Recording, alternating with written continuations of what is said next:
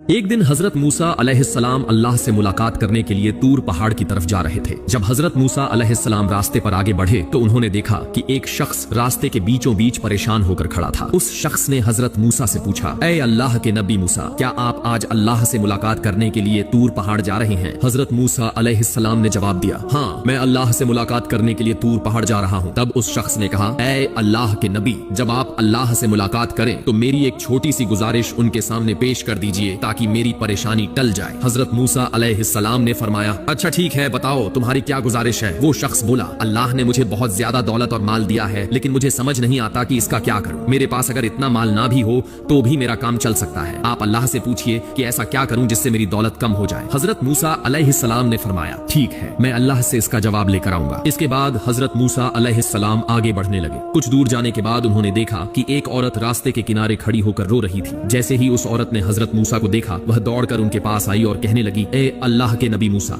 अगर आप आज अल्लाह से मुलाकात करने के लिए तूर पहाड़ जा रहे हैं तो आप अल्लाह से मेरी एक गुजारिश जरूर कर दीजिए। आप अल्लाह से पूछिए कि इतने साल हो गए मेरी शादी को, लेकिन अब तक मुझे कोई औलाद क्यों नहीं हुई? क्या मेरी कोई ऐसी गलती है जिसकी वजह से अल्लाह रब्बुल आलमीन ने मुझे औलाद नहीं दी? हजरत मूसा, आप मेरी यह बात अल्लाह तक पहुंचाकर मुझे इसका जवाब दिलवाइए। हजरत मूसा अलैहिस्सलाम ने उस औरत से कहा, अच्छा ठीक है, मैं आपकी इस तकलीफ को अल्लाह तक जरूर पहुंचाऊंगा। फिर हजरत मूसा अलैहिस्सलाम फिर से अपने रास्ते पर आगे बढ़ने लगे। कुछ दूर चलने के बाद हजरत मूसा अलैहिस्सलाम ने एक आदमी को देखा जिसका हाथ पैर नहीं था, सड़क पर पड़ा हुआ था। जैसे ही उस आदमी ने हजरत मूसा को देखा, वह आदमी बोल उठा, आप तो अल्लाह के नबी मूसा हैं। मैंने सुना है कि आप तूर पहाड़ पर जाकर अल्लाह से बात करते हैं। मैं बहुत दिनों से आपको ढूंढ रहा था और आज आखिरकार आप मिल ही गए। हजरत मूसा, आप अल्लाह से पूछिए कि अल्लाह ने मुझे क्यों बनाया है। अल्लाह ने इस दुनिया में कई मखलूकात पैदा की है और हर किसी को किसी न किसी काम के लिए भेजा है, लेकिन मेरा तो न हाथ है, न पैर, न काम करने की ताकत। मैं तो यहाँ पड़े पड़े दिन बिता रहा हूँ, मिट्टी में लौटता रहता हूँ। हजरत मूसा, अगर आप अल्लाह से पूछ लें कि मुझे किस काम के लिए बनाया है तो शायद मेरे दिल को थोड़ी राहत मिल सके। उस आदमी की बातें सुनकर हजरत मूसा अलैहिस्सलाम बहुत दुखी हो गए। फिर हजरत मूसा ने उसे जवाब दिया, हाँ, मैं तुम्हारी यह बात अल्लाह तक जरूर पहुंचाऊंगा। यह कहकर हजरत मूसा अलैहिस्सलाम तूर पहाड़ की ओर बढ़ गए। तूर पहाड़ पर पहुंचकर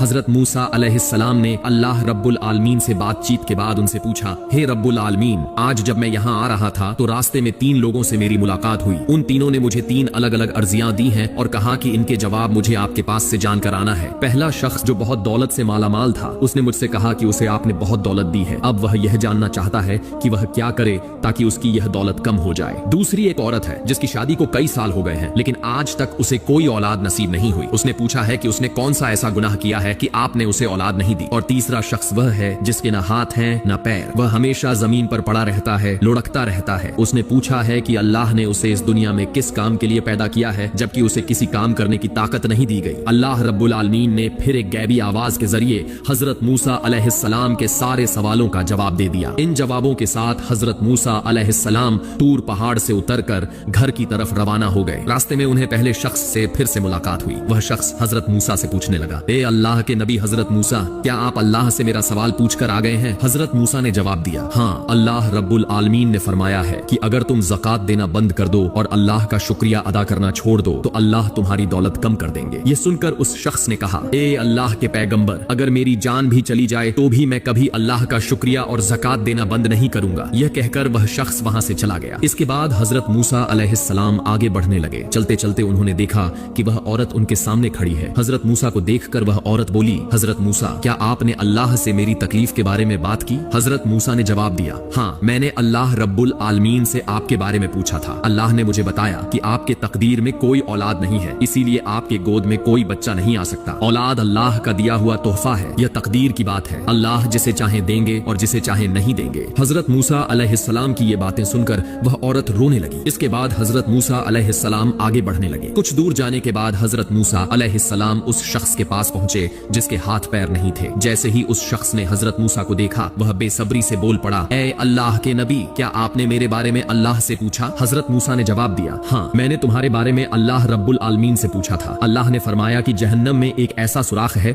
जिसे तुम्हारे जरिए बंद किया जाएगा और इसी मकसद के लिए तुम्हें इस दुनिया में भेजा गया है। यह सुनकर उस शख्स की आंखों में अजीब सा सुकून आ गया। उसने गहरी सांस ली और कह उठा, अल्हम्दुलिल्लाह। हजरत मूसा अलैहिस्सलाम उस शख्स के मुंह से अल्हम्दुलिल्लाह सुनकर हैरान हो गए। उन्होंने ताज्जुब से पूछा, ऐ अल्लाह के बंदे, तुमसे अल्लाह ताला जहन्नम का सुराख बंद करवाएंगे, ये सुनकर भी तुमने अल्लाह का शुक्र अदा किया? उस शख्स ने मुस्कुराकर जवाब दिया, اے اللہ کے نبی، اللہ رب العالمین نے اس دنیا میں نہ جانے کتنی مخلوق پیدا کی، ہر مخلوق کو کسی نہ کسی مقصد کے لیے بنایا۔ اللہ تعالیٰ نے ہر مخلوق کو انسانوں کی خدمت کے لیے پیدا کیا، لیکن انسان اور جن کو صرف اپنی عبادت کے لیے بنایا، اور مجھے اللہ نے کسی عام کام کے لیے نہیں بلکہ اپنے ایک خاص مقصد کے لیے چنا۔ جہنم جو اللہ نے خود بنایا، اس کے سوراخ کو بند کرنے کے لیے مجھے مقرر کیا۔ یہ سوچ کر ہی میرا دل خوشی سے بھر گیا کہ اللہ نے مجھے یاد رکھا، مجھے کسی کام کے قابل سمجھا۔ اس سے بڑی نعمت اور کیا ہو سکتی ہے؟ بس اسی خوشی میں میں نے اپنے رب کا شکر ادا کیا۔ اس شخص کی بات سن کر حضرت موسیٰ علیہ السلام اور بھی حیران ہو گئے، لیکن تبھی انہوں نے دیکھا کہ وہ شخص جو اب تک ہاتھ پیر سے محروم تھا، اچانک پوری طرح سے صحیح سلامت انسان میں بدل گیا۔ یہ منظر دیکھ کر حضرت موسیٰ علیہ السلام نے آسمان کی طرف دیکھا اور کہا، اے اللہ، تیری قدرت کو صرف تو ہی سمجھ سکتا ہے۔ اس طرح وقت گزرتا گیا اور کچھ سال بعد ایک دن حضرت موسیٰ علیہ السلام کسی سفر کے لیے اپنے گھر سے روانہ ہوئے۔ چلتے چلتے حضرت موسیٰ علیہ السلام اس عورت کے گھر کے پاس سے گزر رہے تھے۔ اچانک ان کی نظر اس عورت کے گھر پر پڑی۔ حضرت موسیٰ نے دیکھا کہ وہی عورت اب ایک چھوٹے سے بچے کے ساتھ کھیل رہی ہے اور اس کی آنکھوں میں خوشی اور تسلی جھلک رہی تھی۔ یہ منظر دیکھ کر حضرت موسیٰ علیہ السلام حیران ہو گئے۔ تبھی وہ عورت دور سے حضرت موسیٰ کو دیکھتی ہے اور ان کے پاس آ کر کہتی ہے، حضرت موسیٰ، آپ تو کہہ رہے تھے کہ اللہ نے میرے تقدیر میں کوئی اولاد نہیں لکھی، لیکن دیکھیے اللہ نے خود میرے گھر میں ایک بچہ بھیج دیا ہے اور اب میرا گھر روشن ہو گیا ہے۔ عورت کی یہ باتیں سن کر حضرت موسیٰ علیہ السلام کوئی جواب دیے بنا اپنے سفر کو روکتے ہوئے سیدھے طور پہاڑ کی طرف چل پڑے۔ طور پہاڑ پر پہنچ کر حضرت موسیٰ علیہ السلام نے اللہ تعالیٰ سے پوچھا، اے اللہ، آپ نے تو کہا تھا کہ اس عورت کے گھر کبھی اولاد نہیں ہوگی کیونکہ اس کے تقدیر میں کوئی بچہ نہیں لکھا، لیکن آج میں نے اسی عورت کے گھر میں ایک بچہ دیکھا اور وہ عورت خوشی خوشی اس بچے کے ساتھ کھیل رہی تھی۔ یہ کیسے ہوا؟ مجھے تو کچھ سمجھ نہیں آ رہا۔ پھر اللہ رب العالمین نے حضرت موسیٰ علیہ السلام کو ایک غیبی آواز کے ذریعے بتایا، ہے موسیٰ، سنو، اس دنیا میں میرے بہت سے عبادت کرنے والے ہیں جو سب کچھ چھوڑ کر ہمیشہ میرے یاد میں کھوئے رہتے ہیں۔ ایک دن ایسا ہی میرا ایک بندہ بھوک کے مارے اس عورت کے گھر پہنچا۔ اس نے اس عورت سے کہا، کیا گھر میں کوئی ہے؟ مجھے کچھ کھانے کو دے دو، میں کئی دنوں سے بھوکا ہوں۔ اس عورت نے اسے گھر میں بلایا اور کچھ روٹیاں کھانے کے لیے دی۔ روٹیاں کھا کر اس بھوکے آدمی کی روح کو سکون ملی۔ پھر وہ عورت بولی، ہے راہگیر، تم تو اللہ کے بندے لگتے ہو، کیا تم میرے لیے اللہ سے دعا نہیں کر سکتے تاکہ وہ میری تقدیر بدل دے اور مجھے ایک اولاد دے؟ پھر اس شخص نے میرے دربار میں دعا کی، ہے اللہ، اس عورت کا دل جو چاہ رہا ہے اسے پورا کر دے، اور اس کی دعا کے بعد میں نے ترنت اس کی تقدیر بدل دی اور اس عورت کے گود میں ایک بچہ دے دیا۔ حضرت موسیٰ، جان لو کہ جو میرا عبادت کرتا ہے، جو مجھے خوش کرنے میں ہمیشہ لگا رہتا ہے، اس کی دعا میں ترنت قبول کرتا ہوں اور اس کی دعا کی برکت سے میں اس کی تقدیر کو ایک پل میں بدل سکتا ہوں۔ یہ سن کر حضرت موسیٰ علیہ السلام اللہ اکبر کہتے ہوئے وہاں سے چلے گئے۔ تو دوستوں، اس پوری واقعہ سے ہمیں یہ سیکھنے کو ملتا ہے کہ اللہ کے راستے پر چلنے اور اس کی عبادت کرنے سے ہی انسان کا دل کو سکون ملتا ہے۔ جب ہم سچے دل سے اللہ سے دعا کرتے ہیں تو وہ ہماری ہر تکلیف اور دکھ کو سمجھتے ہوئے ہماری مدد کرتے ہیں، جیسے اس عورت اور اس ضرورت مند آدمی کی دعا کو اللہ نے قبول کیا اور ان کی تقدیر بدل دی۔ اللہ کی رحمت اور برکت سے ہم سب کی تقدیر بھی بدل سکتی۔ اعوذ باللہ من الشیطان الرجیم، بسم اللہ الرحمن الرحیم، اذا وقعت الواقعة ليس لوقعتها كاذبة خافضة رافعة إذا رجت الأرض رجا وبست الجبال بسا فكانت هباء منبثا وكنتم أزواجا ثلاثا فأصحاب الميمنة ما أصحاب الميمنة وأصحاب المشأمة ما أصحاب المشأمة والسابقون السابقون أولئك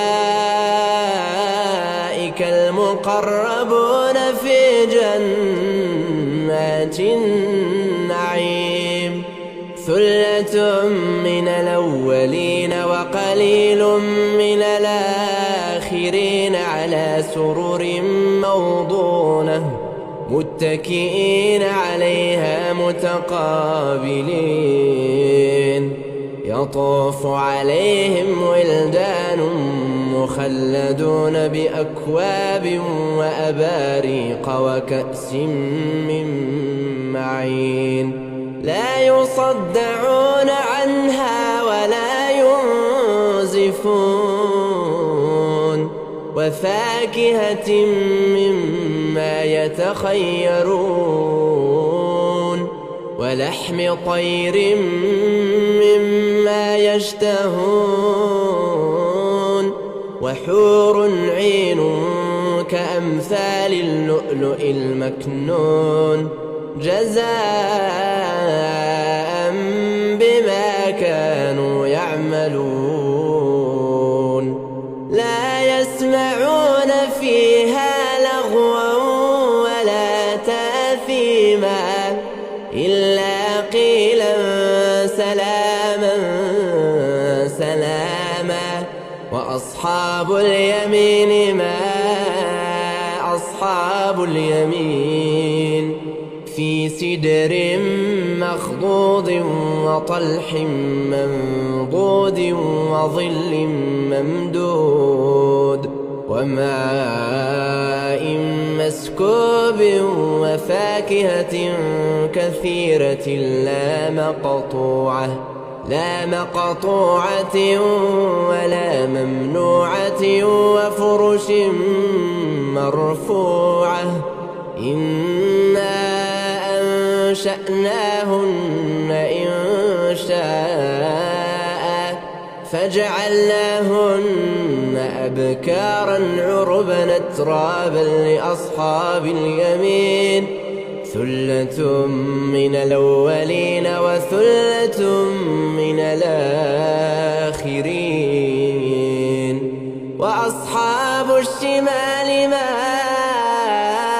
أصحاب الشمال في سموم وحميم وظل من يحموم لا بارد ولا كريم إنهم كانوا قبل ذلك مترفين وكانوا يصرون على الحنث العظيم وكانوا يقولون أإذا متنا وكنا ترابا وعظاما إنا لمبعوثون أو آباؤنا الأولون قل إن الأولين والآخرين لمجموعون إلى ميقات يوم معلوم ثم إنكم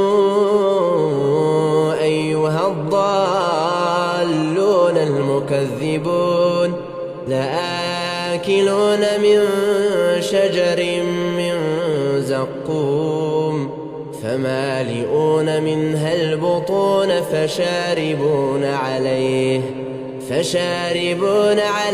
من الحميم فشاربون شرب الهيم هذا نزلهم يوم الدين نحن خلقناكم فلولا تصدقون